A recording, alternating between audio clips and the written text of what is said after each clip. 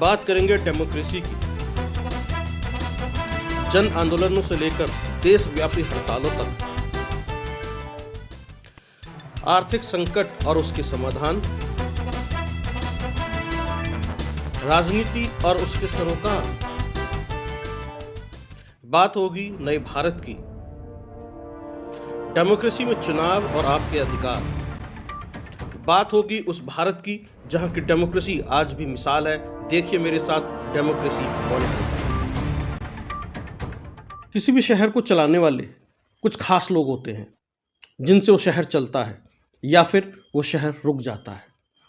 शहर के डेवलपमेंट में कुछ लोगों का बहुत योगदान होता है या फिर शहर के कंस्ट्रक्शन में भी कुछ लोगों का योगदान होता है।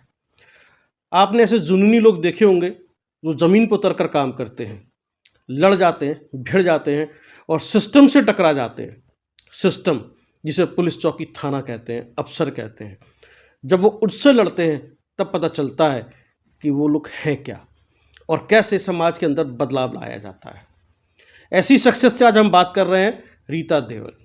रीता देवल वो हैं जिन्होंने सिस्टम का सामना किया है और हर रोज़ सिस्टम के सामने खड़ी हो जाती हैं। किसके लिए? सच के लिए। सच के लिए लड़ती हैं और उसके बाद जो रिजल्ट आते हैं वो क्या है, बात करते हैं रीता देवल से।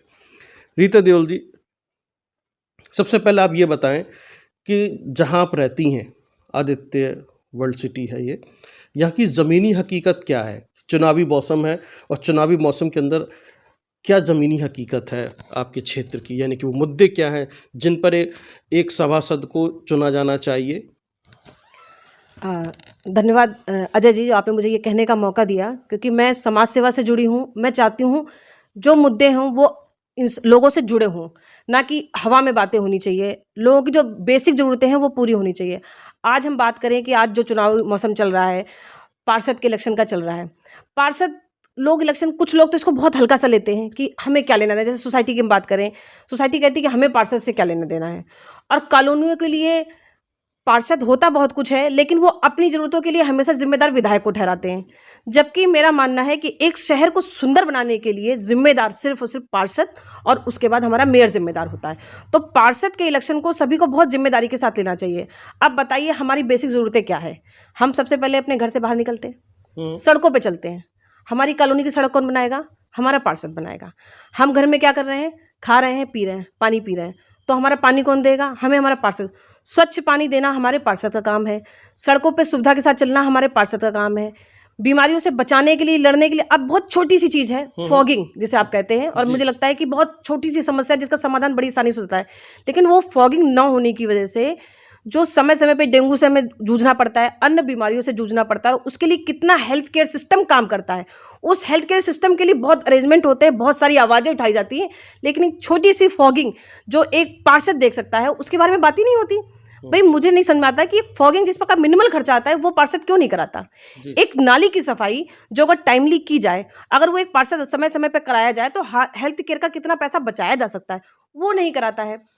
तो अभी जैसे आपने काफ़ी लड़ाइयाँ लड़ी हैं गाज़ियाबाद के अंदर और ख़ास तौर से अपने जहाँ आप रहती हैं वहाँ पर, तो किस तरह के मुद्दे सबसे ज़्यादा आपके सामने आए जिसको लेकर लोगों ने आपसे कहा कि रीता जी इसकी आवाज़ उठाइए?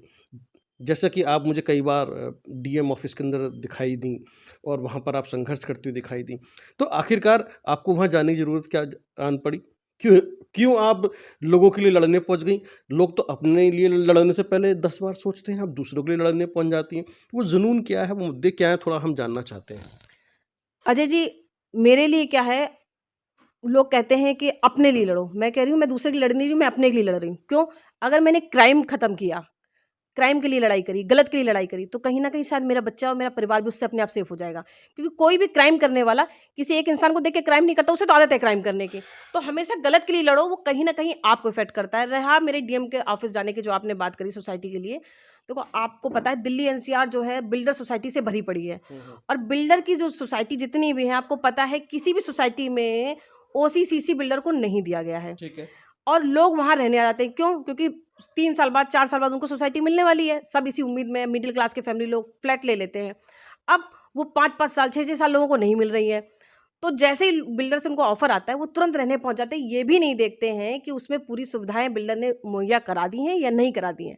अब इस पे ग्राउंड वर्क जीडीए का होता है। अगर ओसीसीसी नहीं है तो वो रजिस्ट्री क्यों कर रहे हैं? हम्म। लेकिन ये सारी मिली भगत है आपस में, जीडीए की, डिपार्टमेंट्स की, बिल्डर की, कि बिना ओसीसीसी के लोग आ रहे रह रहे हैं। अब आप डीएम ऑफिस के हालात सुनिए। मैं अपने डीएम साहब के लिए नहीं कह रहे, वो बहुत अच्छे इंसान हैं, लेकिन अगर आप सिस्टम की बात कीजिए तो हमने जब जो एक छोटा सा कर्मचारी है उससे लेके ऊपर तक, है ऊपर ना? तक की बात कीजिए, जब हमने प्रोटेस्ट किया, क्योंकि हमारी सोसाइटी में ना तो मेंटेनेंस के नाम पे प्रॉपर बिजली थी, मतलब आप सड़कों पे निकल रहे हैं, अंधेरा पड़ा हुआ है। हम्म। क्योंकि नई सोसाइटी बनी, घास हर तरफ है, घास पैरों तक की लोगों की घास थी, लोगों के घर में सांप तक घुस जाते थे, बिल्डर को फर्क ही नहीं पड़ता था। तो प्रॉपर सुविधाएं ना होने की वजह से मेंटेनेंस का हम लोग हर महीने पैसा दे रहे हैं, वो पैसा तो उनके खाते में जा रहा था, पर सुविधाएं नहीं थी। जब हम डीएम ऑफिस पहुंचे तो उन्होंने हमें पता क्या जवाब दिया? मैडम आपने देखा क्यों नहीं, आपने मकान क्यों ले लिया? जब आपको पता नहीं था वहां सुविधाएं हैं तो आपने मकान क्यों ले लिया? मैंने उनको तुरंत पलट के जवाब दिया, जब आपको पता था वहां सुविधा नहीं तो आपने रजिस्ट्री क्यों करी? जी। तो इस तरह की जो बातें हैं, यानी कि जो एक प्रलोभन दिया जाता है, रेडी टू लिव या रेडी टू लिव या रेडी टू मूव, ये पोजीशन आप तुरंत ले लीजिए। इसके चक्कर में लोग, ये झांसे में लोग आ जाते हैं, रहने पहुंच जाते हैं, उसके बाद उनकी समस्याएं खड़ी होती हैं। ठीक वैसे जैसे कि नोएडा के है ना, जो बायर्स हैं उनकी प्रॉब्लम्स हैं और वो परेशान हो रहे हैं, ऐसे ही शायद गाजियाबाद में। तो कितने लोगों की आवाज़ बनी आप यहाँ से? आदित्य यूनिवर्सिटी के अंदर तो जो पूरा लो राइज सेक्टर था उसकी आवाज बने, और उसके बाद लोगों ने मुझे ज्वाइन किया, चाहे वो हाई राइज की समस्या भी वही थी। यहाँ पे अर्बन भी है, सिटी भी है, लग्जूरिया भी है, और लो राइज है जिसमें 1 2 3 4 सेक्टर हैं। कितने लोग होंगे? मेरी समझ से यहाँ पे कम से कम नहीं तो 5000 फैमिली होंगी। 5000 फैमिली में अगर हम एक बेसिक काउंट कर लें, 4 फैमिली का एक एवरेज लेके चलते हैं, तो 5000 फैमिली का आप देख लो, 5 तो रुपये। 5000 फैमिलीज़ की अब आवाज़ बनी है, और 5000 फैमिलीज़ की जो समस्याएँ थी, अगर आप उँगलियों पे गिना सकें हमारे दर्शकों को, क्या थी? उँगलियों पे आप पूल, अब आप कहीं का पूल जैसे आप लो राइज का पूल आके देख लीजिए। छठ पूजा में इस पूल में पानी भरा गया था। आज तक उसमें मच्छर हैं। हुँ। पूल साफ नहीं हुआ। ग्रास कटिंग कहीं नहीं है। सिक्योरिटी इन्होंने पूरी तरीके से हटा ली थी, जिसे बहुत डीएम ऑफिस के चक्कर और प्रोटेस्ट करने के बाद सिक्योरिटी को हमने वापस वे बैक लिया है। वो भी सिक्योरिटी इन्होंने पूरी तरह से वापस नहीं करी है। उसके बाद कहीं भी आप सफाई देख लीजिए, नहीं प्रॉपर मिलेगी। लाइटिंग कहीं प्रॉपर नहीं मिलेगी। आधे से ज़्यादा एरिया डार्क रहता है। पार्कों का कोई मेंटेनेंस नहीं हो रहा है। इन्होंने हमें वो दिया, जिम के नाम पे जो स्पेस दिया है वो बहुत छोटा है। कम्युनिटी हॉल के नाम पे हाई राइज में दिया वो छोटा है, और लो राइज में तो कम्युनिटी हॉल ही नहीं दिया है। मतलब लोग एक छोटा सा काम करने के लिए सड़कों पे करते हैं फंक्शन, और उसके बाद क्या होता है, जब सड़कों पे फंक्शन करते हैं 2 दिन तक वो कूड़ा फैला रहता है। हुँ। तो एक अगर हम प्रॉपर सर्विस बताते हैं तो यहाँ में सिर्फ कूड़ा उठाने की सर्विस है, जो सुबह 8 बजे कूड़े वाला घंटी बजाता है और 8 बजे कूड़ा उठा के लेके जाता है। वो भी अगर सड़क पे आप चल रहे हैं, बच्चे खाते हैं पीते हैं, उस कूड़े को भी इन्होंने कूड़ेदान लगाने से मना कर दिया है। जब मैंने कहा कि आप सड़कों पे भी, रोड साइड में भी कहीं कहीं बीच बीच में रखिए ताकि कूड़ा ना हो, वो भी लगाने से मना कर दिया। ये जो कूड़े की आपने बात की, तो ये कूड़ा प्राइवेट है या फिर गाज़ियाबाद नगर निगम की तरफ से आता है? सोसाइटी में हमने नगर निगम से हेल्प मांगी थी, पर उन्होंने साफ मना कर दिया कि नगर निगम सोसाइटी में कूड़े के लिए कोई हेल्प नहीं करेगा। तो यहाँ बिल्डर उठाता है कूड़ा, और जब प्रोटेस्ट के टाइम पे जब हम लोगों ने बिल्डर का विरोध किया तो उसने हमारा कूड़ा भी उठाना बंद कर दिया, और उसमें जब हम नगर निगम से मदद मांगने पहुंचे तो उन्होंने साफ मना कर दिया। बिल्डर्स के साथ आपकी काफ़ी बातचीत हुई होगी। मुझे लगता है हॉट टॉक भी हुई होगी। 5000 लोग की आप आवाज़ उठा रहे हैं, लड़ाई लड़ रहे हैं आप। तो बिल्डर का क्या रुख रहा? देखिए, बिल्डर ने हमें बिल्कुल उस टाइम पे सपोर्ट नहीं किया, बल्कि बिल्डर ने हर वक़्त जब भी कोई डीएम, एसडीएम जिसने भी उनको फ़ोन किया कि आपकी शिकायत लेके लोग यहाँ आए हैं, तो बिल्डर ने छूटते एक ही बात बोली, वो एक रीता देओल नाम की लड़की आई होगी, वो नेता नगरी कर रही है। तो कोई धमकी वगैरह, कुछ डराने की कोशिश, दबाने की कोशिश? बिल्कुल उन्होंने की, उन्होंने मेरे घर कई बार पुलिस भेजी। पुलिस को खुद नहीं पता कि वो मुझे क्यों आ रही है मेरे पास बार-बार। किसी के घर पे 8-10 बार पुलिस आई है, मकसद कुछ नहीं पता। सिर्फ़ एक उन्हें लगा नॉर्मल लड़की है, डर जाएगी, पुलिस को देख के ही डर जाएगी। तो बार-बार एक इस तरह का माहौल क्रिएट कर रहे थे कि मुझे अरेस्ट कर लिया जाएगा। हुँ। उसके बाद उन्होंने मेरे पे एससी एसटी एक्ट लगाने की भी कोशिश करी। एक दिन मेरे घर पे 15 लेबर भेज दी अचानक, हुँ। और जैसे ही मैंने गेट खोला उनके नॉक करने पे, वो तुरंत रिकॉर्डिंग करने लग गए। तो मैंने पूछा उनसे कि भई रिकॉर्डिंग क्यों मेरी हो रही है? बोले हुँ। लेबर को समस्या है। तो मैंने कहा लेबर को समस्या है तो रिकॉर्डिंग लेबर को कीजिए। हुँ। बोले लेबर तुरंत छूटते बोली कि बोले मैडम हमें तनख्वाह नहीं मिल रही है।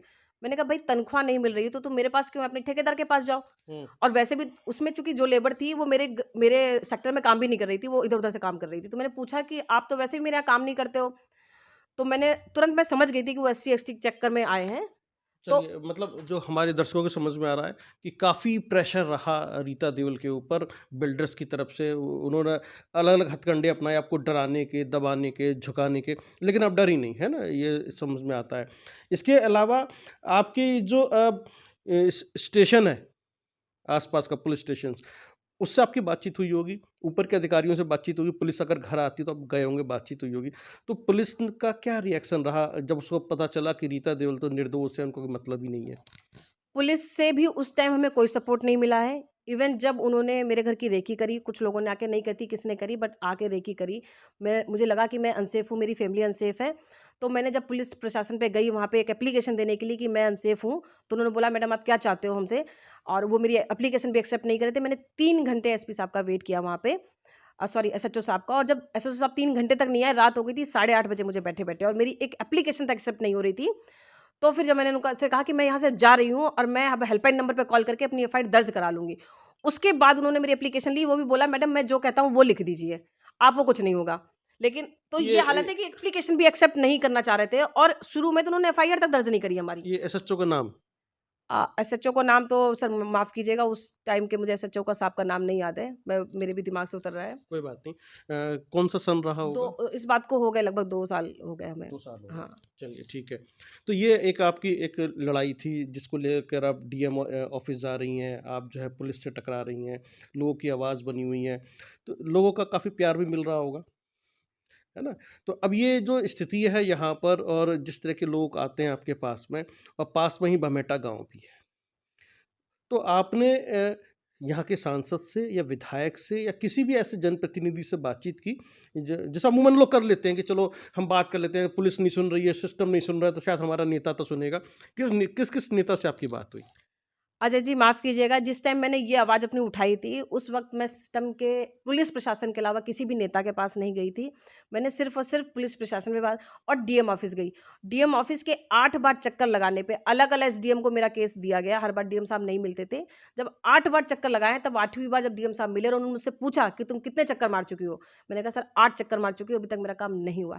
तब 8वीं बार डीएम साहब ने आदेश किया कि बिल्डर को यहाँ बुलाओ, उसके ऊपर फाइन लगाओ, वो जनता की नहीं सुनता है। तो ये सारा काम जो मैंने प्रोटेस्ट किया था, ये सिर्फ़ और सिर्फ़ प्रशासन के साथ और पुलिस के साथ बातचीत करके किया था। इसमें मैंने किसी नेता से सहयोग नहीं लिया था जो उस वक़्त। अनुभव रहा ये रहा कि सिस्टम सपोर्ट नहीं करता है, सिस्टम हेल्प नहीं कर पाता है वक़्त आने पर। देखिए 2 अनुभव मेरे रहे। हुँ, पहला कि सिस्टम आम आदमी को तो सपोर्ट करता नहीं है, ठीक ठीक है। है?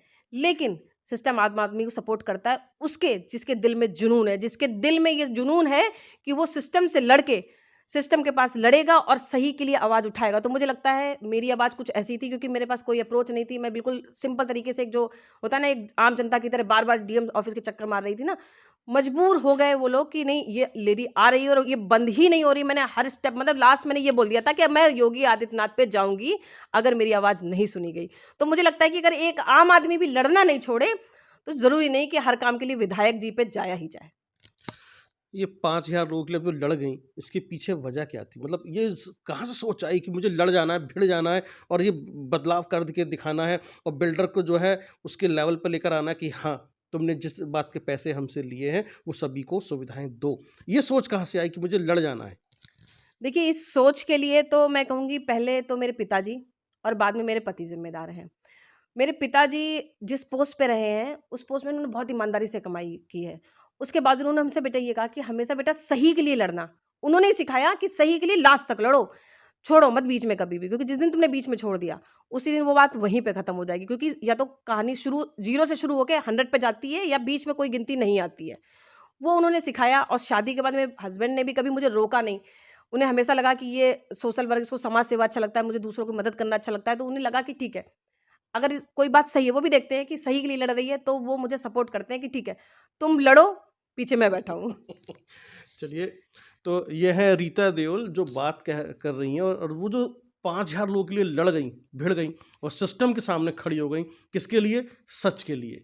जब कोई व्यक्ति सच के लिए लड़ता है, तो उसको शायद ऐसा ही अनुभव होता है। एक छोटा-सा कर्मचारी पियोन से लेकर ऊपर तक क्लर्क तक कैसे बिहेव करता है, कैसे बात करता है और किस तरह से आपको चक्कर काटने पड़ते हैं सच की जीत के लिए।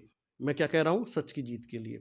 ये वो स्थिति है जो ये बताती है कि जो समाज सेवी होते हैं उनका अलग ही माइंडसेट होता है, अलग ही जुनून होता है, जो समाज के अंदर बदलाव लेकर आते हैं। इसीलिए समाज सेवी जो है एक ऐसे युगदृष्टा के रूप में परिभाषित हो जाते हैं या फिर समाज के निर्माण करने वाले के रूप में परिभाषित हो जाते हैं। ये है रीता देओल। और रीता देओल है 5,000 लोगों की आवाज़ या 5,000 लोगों के आगे खड़ी हैं। यदि कोई इनसे बात कर रहा है, इसका मतलब यह है कि वो 5,000 लोगों से बात कर रहा है। बहुत बहुत धन्यवाद। देखते रहिए डेमोक्रेसी मॉनिटर।